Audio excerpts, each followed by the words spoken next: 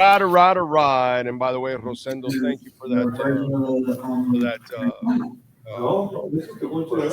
and confirming that I'm Boniato. How you doing, my brother? How you feeling?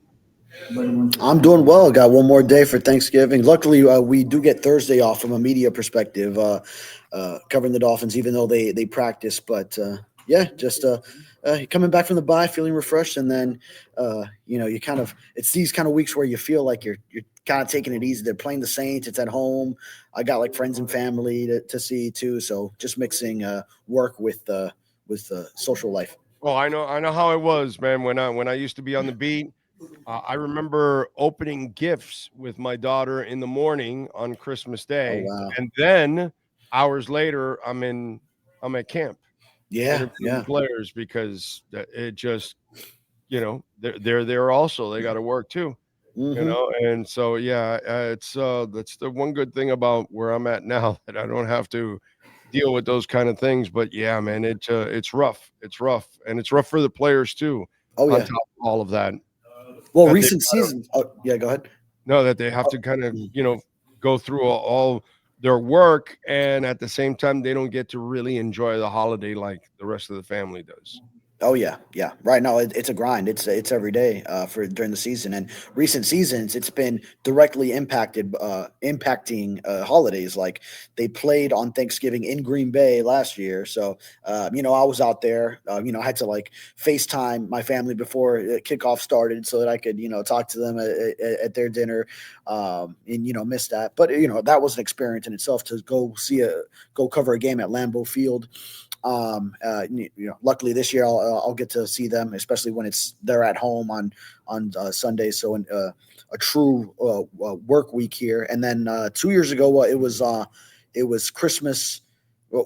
Christmas Eve against the Cowboys, and then there was the Packers game on Christmas Day the year before that. So there's always like one of these holidays affected by the NFL schedule. And luckily this year it's kind of both Christmas and Thanksgiving. They're in the middle of a week. New Year's too. Once we get to that, so not too much affecting everything else going on in life. All right, so what's going to be the good news for Dolphin fans? Who are they going to see returning to the field against the Saints? Boy, I mean, I would imagine Austin Jackson gets close. He hasn't even practiced, like truly like the Wednesday, Thursday, Friday practices this week, but obviously had the Monday coming back from the bye. He was already getting the week of practice in Madrid. So I would imagine he's approaching that. And, it'll probably come down to that Saturday, whether he gets activated or not. But, he has had plenty of time now. Granted, one of those kind of being, I don't want to call it a wasted week, but, a bye week where he got his 1 week and then more time for recovery. You would imagine he can come back, and if not, they would have to activate him right after this game. So I could very much see Austin Jackson, Darren Waller. It would be a quick return if he comes back off 1 week of practice, which he's going to start that window today in a little bit Yeah, I less don't think than he an hour. plays right. I Right, don't think he right, plays this yeah. week. That doesn't make sense, especially an injury-prone guy like this. You may want to, like what you did with Austin, that you get to work out for the week and then see how you rebound the week after. And if everything goes well, then I think you're ready to go. I think next week sounds more realistic for Waller, right? Yeah, so I'd bank on Austin Jackson most likely this week, and then Waller just gets his feet wet with some practices, and then maybe you revisit that next week. Julian Hill's still good, right? He's good to go for this week, right? Yeah, from everything I understand, because he did play in against Washington in Madrid, so he's been back, and then would have had the bye week to follow to recover even more so. So I would imagine. I bet he probably still comes up on the Wednesday injury report later today, but maybe he ends up limited, but maybe just still on there, but full participation. But Oh, oh, he's gone. Oh, okay. Okay. All right. So he gone. He gone. So we got to get him back, and then we'll figure it out. There it is. There it is. All right, you're back. I'm back. I think I clicked something. It took me to a new window. Sorry. All good in the hood, man. Is there anybody that's gonna miss this week that we should know about? Well, now our eyes are on Jalen Waddle, who just missed the Monday practice session. Now that's coming off the bye. He made it through the game in Spain, so I don't think it's anything too serious. But Mike McDaniel said he would be practicing. Well, he said everyone on the active roster would practice today. So at least it's nothing that's keeping him off the practice field. So we don't know what it is yet. We'll find out probably on the injury report if he's limited today, but maybe it's something that comes up until Friday. See if he has a game status designation of questionable, but he's dealing with something, unless it was just a rest day on Monday. And Bradley Chubb, of course, he still had the foot issue pop up 2 days before the game in Madrid. He was questionable for it because of it, and then he played through it. So he did have the bye afterwards. So I would imagine if he made it through that one, he had the bye. He's probably okay, but probably something that's still going to be on that injury report. Dude, what happened to James Daniels? Like, I mean, the coach came out and said he doesn't even think he probably won't even see him this year or something. I'm paraphrasing. Yeah. You can clear it up for me, but man, how bad was that injury? Yeah, I don't think that was the initial thought. I think there had to have been a setback somewhere along the line, or that just his body didn't respond the way it was anticipated. Because I remember back then when it first happened, it was like a debate as to whether to put him on IR, where he's going to miss a minimum 4 games. And then all of a sudden that turns into, all right, we're still not bringing him back to practice. Now we're getting this deep into the season. And now Mike McDaniel, what he said was he doesn't know if he will play this season, if he will come back this season or not, which seems kind of ominous at this stage. There's 6 weeks left. There had to have been some setback because it's a pectoral injury. Obviously, not all injuries to the same body part are built the same. Darren Waller, he goes through the 4 games on IR for a pec injury, and he's returning to practice today. So definitely, I imagine it had to be a setback, or like Liam Eichenberg, who whatever he's dealing with, his body hasn't responded to him, and it's just not getting better. So maybe it be something similar to that. That's just not letting him progress to get to the level of being able to use that muscle, which obviously is vital for any blocker to have to be able to push, using the chest muscles. What a disaster that James Daniels signing is. That guy, yeah. an absolute complete waste, dude. Holy shit, man! I don't think anybody. And the worst part was it had nothing to do with his original injury that he came in with. So it's just like, Yeah. it's just really, really weird, overall. Completely different. Yeah, it came in with the Achilles, and then if you go, he had a 3-year, $24 million.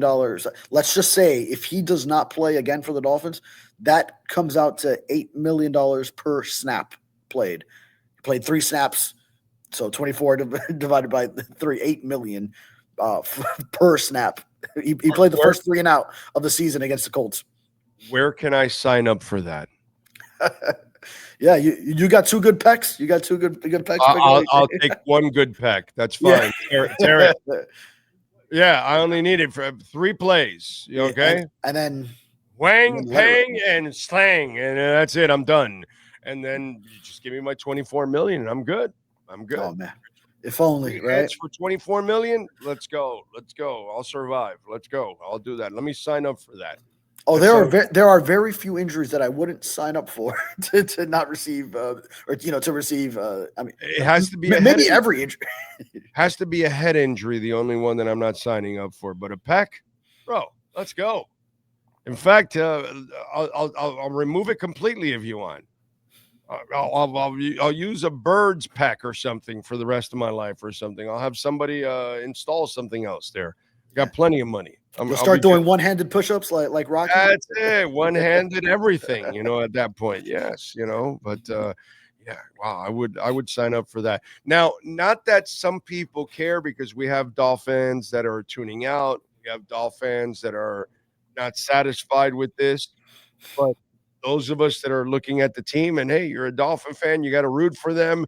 They're professionals. They're actually going to try because there are professionals. They've proven that every week. This is a winnable game, dude. Oh A yeah. very winnable game for the Miami Dolphins. So, I mean, I get it for the people that are worried about draft position and all of that. But if you're looking for a game that is going to be maybe the fifth win of the season, I got to say they got every chance to win today. I mean, on Sunday.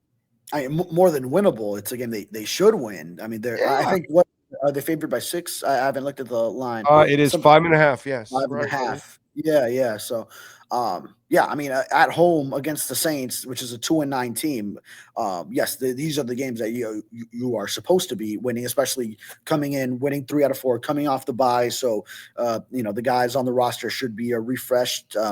Everyone is practicing, so it's not like, at least the guys on the active roster, you don't have many injury limitations. Obviously, this team has a bunch of guys on IR, but I consider that like a previous version of the team. Like I have long since thought of Tyreek Hill as part of the 2025 Dolphins. It's out of the equation since that injury occurred.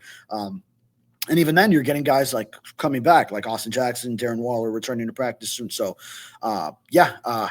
I think this is the road that you saw this team going on once they surprised everyone with that performance in Atlanta. And then, obviously they didn't respond with the game against Baltimore, but to then replicate that kind of effort against Buffalo at home, then you're saying, okay, Washington, they should win. Again, they were banged up, and even that one went to overtime and all that with all the missed opportunities at the goal line and such. And then you have the Saints, the Jets, who have traded Quinnen Williams and Sauce Gardner, even though that's on the road and it's a divisional game. Winnable. Yeah. This is so the people who wanted the number 1 pick, the Dolphins are distancing themselves from that at an alarming rate. It's now that part is really out of the equation now because the Titans aren't going to win 3 more games, and the Saints and the Jets, they're not going to give up the would you call it the advantage that they have in the standings of being worse? So, no, it's just that they're not that good. So they're going to lose a lot more than Miami is. That's all. It is what it is, dude, unfortunately. Now, for those that are stuck in the whole thing, I don't want them to win. I want draft picks or whatever. I don't care about that. But at least for the people that are overall are fans, when you start looking at the young guys, Furones, who are the young guys that you say, I want to build on those guys? Who are they? Oh, well, certainly Patrick Paul as a left tackle, first-year starter, second year in the league. I don't think anyone could have projected that he is this polished at this stage because that's what he was, very raw coming out of college and to kind of, they don't want to call it a redshirt year in the pros, but really that's kind of what you had going on is you had Teron Armstead to start at left tackle, and you knew he was going to miss some time. He's always banged up, so there were going to be some spot starts, some spot opportunities for Patrick Paul. And then, just the way he went about that offseason between year 1 and year 2, which I think you knew because of the character of the kid, that you knew he would approach it that way.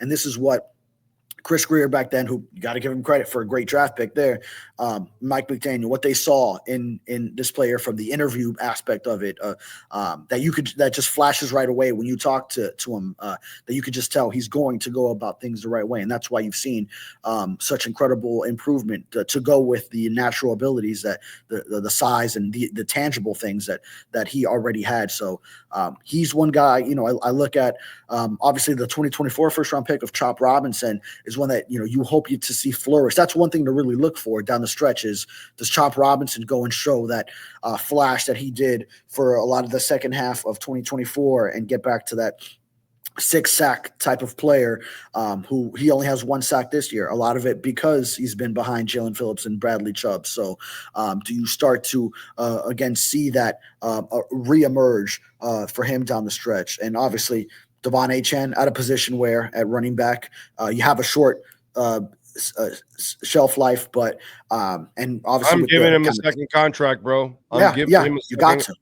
This offseason, I'm extending him and I'm keeping him because it doesn't matter if you keep Tua or if you bring in another quarterback, whoever it is, dude, you need weapons, and you got to keep Devon Achane there. And by the way, he's young enough that he can survive a second contract. Yes. A third contract, well, I don't know about that one, but Yeah. he's young enough that you can go with the second contract. Yeah, I'm with you on that second contract. I think right now he's not showing any signs of slowing down. So, yeah, second contract for sure. I think he would survive that. And then yeah, Jalen Waddle's not that young anymore. He's been in the league since 2021, but obviously you already have given him his second contract, so he's on that extension. But definitely thought of highly enough in this organization to turn down some offers that were coming in at the trade deadline. So clearly one of the blocks that they do want to build around, as it's they never want to use the word rebuild or soft rebuild or reset, any of those, but when players were available at 2-7 at the trade deadline, and then you turn down some offers, you kind of figure out the pieces that are going to be the ones that survive through whatever the change may be. If it's just like trying to win with those pieces and an infusion of younger ones, but I'll even go deeper. Dante Trader, I like as a young He's safety. been a good pick. Mm-hmm. Yeah. So a guy that's showing some potential, and maybe like in the mold of a Minka. Obviously not. He was a first round pick, and everyone knew what he would be, but kind of like a gem that you found there in the 5th round. So, and we'll see how these D tackles develop. So you brought in 3 of them, and obviously playing in the trenches in the NFL, like Jonas Avaya and Naya is on the other side. There's some growing pains that are going to come because you're going against grown ass men in there. And, right. As big as you are, as strong as you are coming out of college, there's still so much more development that needs to take place physically, as someone in their younger 20s, going up against men now instead of, kids your age, to really become the player that you have the potential to be in the NFL. Yep. I am that to me is also, for you Dolphin fans that are out there frustrated, that's kind of what you want to look at least. All right, who moving forward, no matter what coach, at least what players can you build on, what building blocks? I think those are the important things, that you want to focus in on, not tie yourself up with worrying about draft position or any of that other frustrating stuff that you can't control, by the way. Yeah, exactly. Like I want them to lose. Well, guess what? We've all wanted them to win a bunch, and they don't. So it's not like they listen to us anyways. Yeah. So it's just kind of crazy the way it goes. At the end of the day, it's what you do with those draft picks, right. and it's not like, and you're still tied to the Tua contract where, at least it's difficult to get out of for next year. So if you are going to go another year with him, then at least get a lot of talent around at different positions where, all right, if you want to think about quarterback in the draft, which is what you would want the highest pick for, then, you're thinking about that starting with the following draft, 2027. So, you're not going to get the Fernando Mendoza in this draft or, and any of the other top quarterbacks, unless someone falls to you. But anyway, you probably just want to find solid players everywhere else right now to really build a great foundation of a roster. As I've said, there's no such thing as the star quarterback that carried a team to a title. But there's plenty of really great teams that carried an average quarterback to a title. So build the team. Keep building the team. When the day comes that you can land that quarterback, then you go for it. But don't reach. Build the team. And then you can have success down the line. I mean, who was talking about Tom Brady in that sense that during that first stretch of like when he came in for Drew Bledsoe in 2001, no one saw Tom Brady as this crazy. No one expected, this guy is going to become the GOAT one day. He had a tremendous defense. Bill Belichick there, just had to manage the games, win it with a clutch drive. And that's how he went about it early in the season. So, a lot of stories like that. It's very difficult for Josh Allen to go and take the Buffalo Bills. He still hasn't been able to do it. Take them all the way. So, Patrick Mahomes went into a great situation with the Chiefs under Alex Smith. They already had a lot of the building blocks there. So he goes in right away, and he's able. So that's how part of how he has been able to have the success he has had. That's why Jalen Hurts in Philly. Don't kill yourself to go get and reach for a quarterback or any of that. If you're not going to get the top guy or the guy you think is really a franchise guy right now, then just build the team, bro. Just keep building the team and go get a reclamation project. Go use Tua for one more season if you have to, or whatever it is. But don't force the quarterback. Build the team instead, because if you build a good enough team, you won't need a great quarterback. That's the thing. And that's like Greasy was a great quarterback that didn't have to be great in the Super Bowl.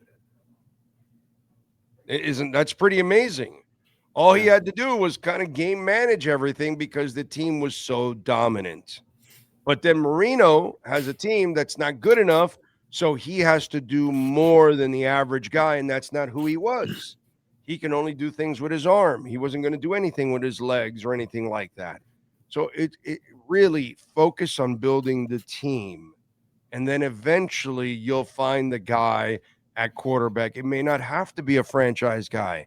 It may only be a guy that's good enough, like a Trent Dilfer or Nick Foles or a Jalen Hurts. They aren't really great passers, but they are good enough to get it done for you. So build the team instead, because it's a lot easier to build a team than it is to find a franchise quarterback. Yeah, you nailed it. That's right. I mean, it's just ridiculous. All right, what else you working on this Sentinel so folks can check you out, my friend?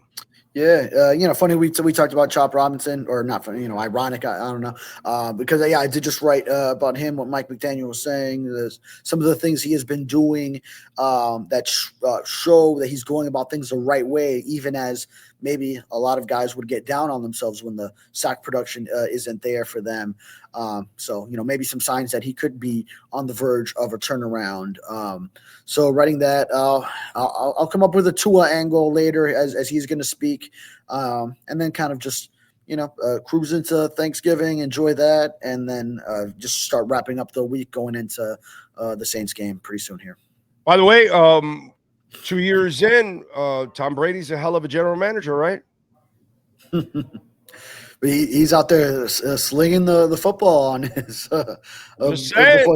Fox broadcast. Just for all the Dolphin fans. Oh no, bring in JT, bring in Zach, have Marino running. I'm just saying, just to throw it out there. Diana Rossini reported that he was the one that wanted Chip Kelly.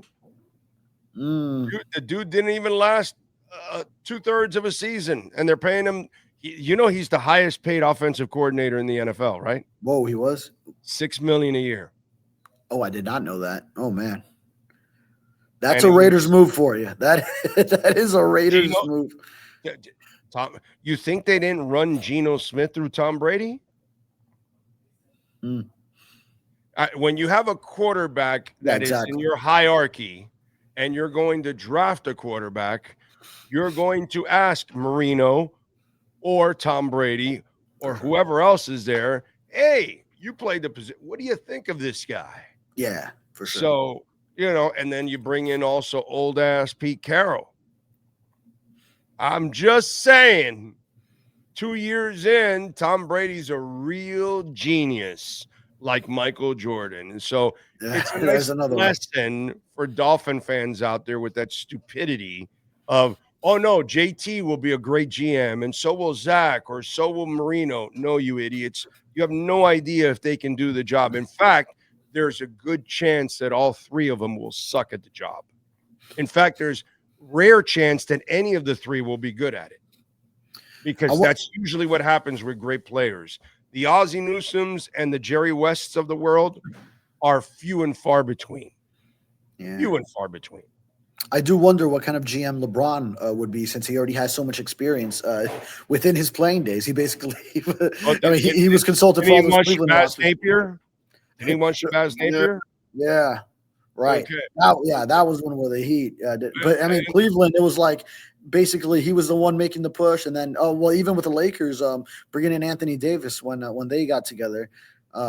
He's been at the forefront of so much. He'll be terrible like the rest of them, like most of them. there's a good chance great players, dude, are rarely ever good coaches, and they're rarely ever good GMs. Rarely. Dude, John Elway won a Super Bowl because he built great defenses. The guy couldn't find a quarterback. John Elway could never find a quarterback. Think about that. And then had to just bring in Peyton Manning at the end of his career. Well, and what idiot doesn't bring in Peyton Manning? Of course, like that doesn't take.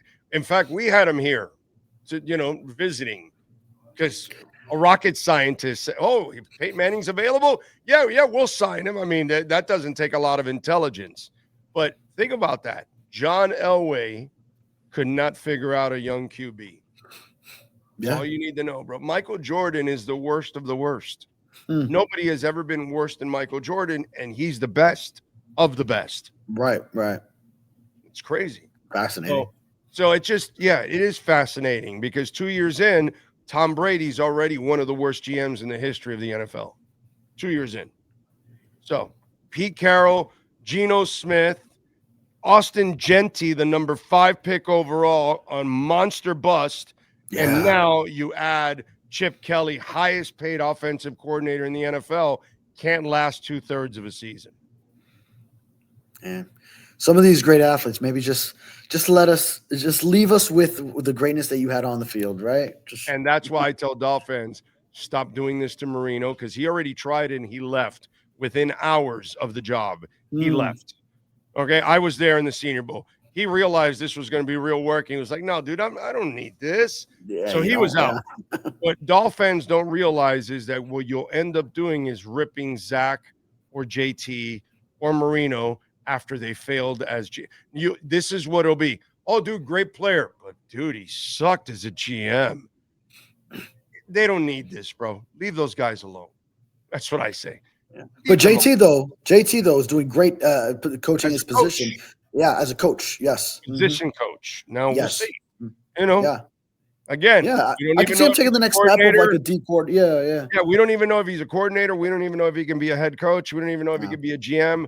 Those are, it's lots of guys can get to a position coach, but start going higher and higher. It's not that easy. It's just we have this thing, especially fans. Oh, the guy's a former great player. Oh, I'll give you an example. We have Bounty Gate. Okay. I don't know if you remember this, but people were writing, oh, no worries. They suspend Sean Payton. It doesn't matter. Drew Brees will handle it. He's like a coach on the field. No. You remember that? And then what happened with Seattle, with the Saints? They went to crap. Once they lost Sean Payton and they went to crap. They had the same exact team from the year before, and they went to absolute crap. And why? People were writing, oh, no, they'll be fine. They won't miss Sean Payton. They have Drew Brees. No, dude, that's not the way it goes. Okay? Your player, just because he's a great quarterback, doesn't mean he's going to become the guy that's going to lead your whole team and your franchise through an entire season. No, dude, that's not the quarterback's job. So it's just we have this silliness that we want to lay this extra burden on a great player because he was a great player. And it's just not right. That's not right. Anyway, follow him on Twitter at David Furones _ and catch his work there at the South Florida Sun Sentinel. Have a great weekend and happy Thanksgiving, my brother. Happy Thanksgiving, Big O. You got it. Welt Rheaume. Bankruptcy, homeowner property damage, condo damage, criminal defense, business owner claims, commercial litigation, personal injury. I've been telling you about these guys for 6 years. And so many of our listeners have called over the years because they know that they're going to get 2 guys that are going to protect everything that they're all about. So if you're suffering right now, you're dealing with bankruptcy issues, they can take care of you. If your property suffered some kind of damage, never call the insurance companies. Never. Call Welt Rheaume first. They will send their adjusters. So save this number. Maybe you don't need them right now, but down the line you do. 954-966-4646.